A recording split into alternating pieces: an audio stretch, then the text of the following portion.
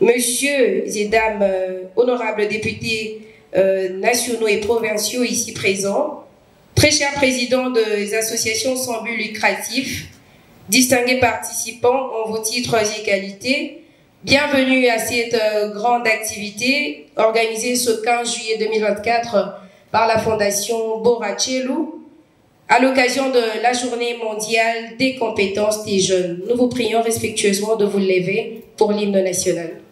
Pour l'indépendance, dressons nos fronts, longtemps mourir, et pour de bon, prenons le plus bel aimant, dans la paix qu'on peut ardent. Avec la terre, nous bâtirons un pays plus beau qu'avant, dans la paix citoyenne. Entonner l'hymne sacré de votre solidarité, fièrement saluer l'emblème de votre souveraineté. Congo, Dominique, Congo, des aïeux, Congo, au pays, Congo, bien-aimé, Congo. Nous peuplerons ton soleil, nous assurerons ta grandeur.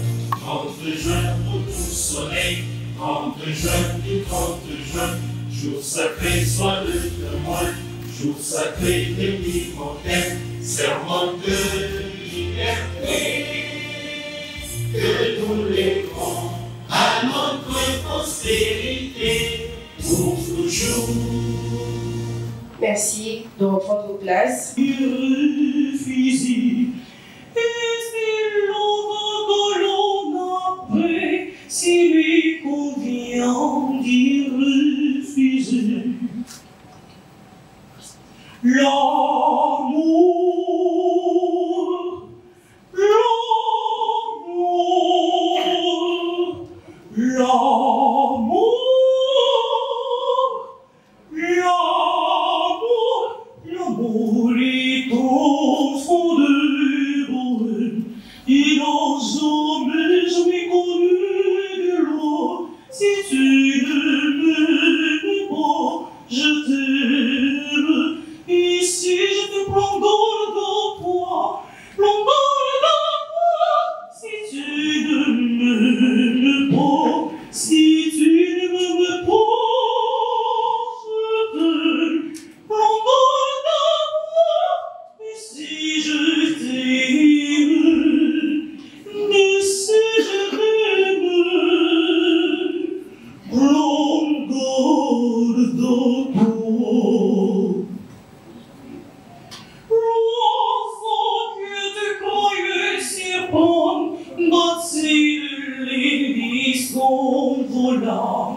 L'amour est bien loin, tu pries la femme, tu ne l'attends plus de vie. Tout autour de toi, il t'attend. Quand tu le veux, là, il te vide. Quand tu le vis, demain, il te tient. Tout autour de toi, j'ai méconnu de loi. Si tu ne m'aimes pas, je t'aime. Et si je te plonge dans toi,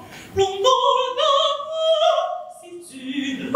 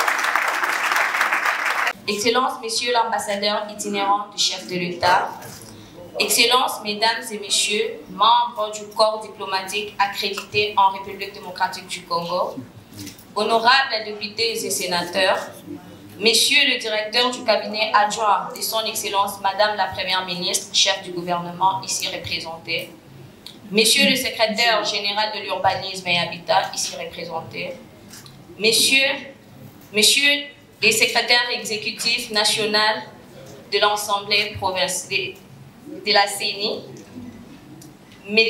Messieurs et Madame, Mesdames et Messieurs les directeurs généraux, Madame, Messieurs les responsables des associations sans but lucratif, distingués invités en vos rangs et qualités, tout protocole respecté. C'est pour moi un grand plaisir que de m'adresser à vous ce matin pour vous souhaiter très cordialement la bienvenue à l'occasion de l'ouverture officielle de la première édition de cette matinée d'échange sur les compétences des jeunes au service de la paix et du développement. Cet événement revêt d'une importance capitale car il coïncide avec la célébration de la Journée mondiale des compétences de jeunes proclamée le 15 juillet 2014 par l'Assemblée générale des Nations Unies. Mesdames, Messieurs, la Fondation Borachelou, organisatrice de cette cérémonie, œuvre particulièrement pour la promotion et la réinsertion socio-professionnelle de jeunes désœuvrés à travers la République démocratique du Congo. Comme vous le savez, les jeunes font partie des premières victimes de la radicalisation et des conflits. Notre participation à la prévention et au règlement des différends est donc essentielle à l'instauration d'une paix durable. Depuis notre ascension à la souveraineté nationale, nous sommes confrontés à d'énormes défis d'ordre sociaux, économiques et surtout sécuritaires. Pour résoudre ces conflits, la paix demeure alternative la plus crédible avec une jeunesse éveillée, consciente de ses responsabilités et engagée pour l'émergence de notre pays. Le but de cette matinée d'échange est de cogiter ensemble pour le mécanisme à mettre en place afin de créer un cadre adéquat où nos compétences respectives seront mises au service du développement dans un climat d'inquiétude. Il est impérieux d'associer la sagesse à la force, l'expérience à l'énergie. C'est donc un impératif de responsabiliser la jeunesse dévouée et motivée dans les organes décisionnels pour apporter un nouveau vent, une nouvelle énergie, pour la simple raison que le Congo doit renaître pendant ces quinquennats. Sur ce, en souhaitant plein succès au panel, je déclare ouverte cette matinée d'échange. Vive la jeunesse congolaise, je vous remercie. Parce qu'ils se disent, pour certains, ils se sont limités, pour qu'au coma, il faut à la moyenne, il faut à la plancher, il faut à la mine. Moi, je vous dirais que je n'ai personne devant moi. Je n'ai jamais été parrainé. Je n'avais personne, fils d'un pauvre, sans histoire. Mais je dis, je vais écrire mon histoire. Je vais écrire cette histoire. Pendant que certains vont être petits, mais se disaient que non, le président de l'Assemblée, c'est grand. Pour quelqu'un qui a 33 ans. Moi, je vois hier en France où Attal est Premier ministre. Je vois Ibrahim Traoré qui est président. Je voyais Lumumba qui a été Premier ministre à un certain âge. Je vois Mobutu quand il est devenu président. Je me dis, bien au contraire, à cet âge ici, peut-être qu'il faut plutôt viser la primature. Il faut viser la présence de la République. Pourquoi c'est limité? Donc, j'ai certainement beaucoup à dire, mais je crois que peut-être durant les échanges, nous allons continuer de parler de cette expérience, mais je lance quand même un appel à la jeunesse, que nous sommes capables de déplacer les montagnes, n'importe quelle montagne, là où même personne ne donne la chance, parce que c'est nous qui avons le pouvoir. Yes. Nous avons cette énergie que personne n'en a. Il suffira de prendre son courage, de briser les interdits, de briser les mythes et d'affronter la réalité, mais en restant dans la logique, dans les limites du respect des textes légaux. C'est vraiment ce que j'allais dire maintenant. Et puis, termination, quand tu en as envie de terminer, au soukis. C'est-à-dire que ceux qui, au logo dans le cambo, okende tina suka. Ezate ko banzi awa o tepi okomi kuna osimba mabe okende mabe yo mona mu omi yebite eloko nini olingi eloko nini ozoli. C'est au fait ça nde eloko mingi oyo esalaka bachef akende mosika te.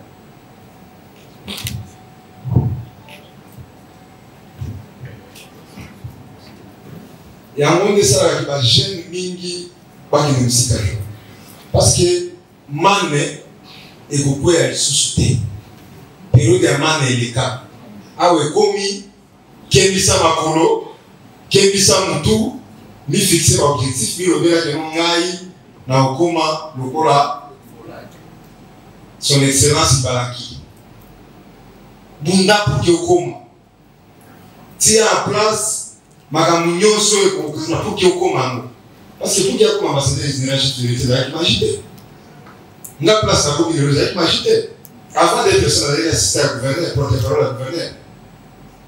Ça veut dire que Moutou n'a pas fait ça.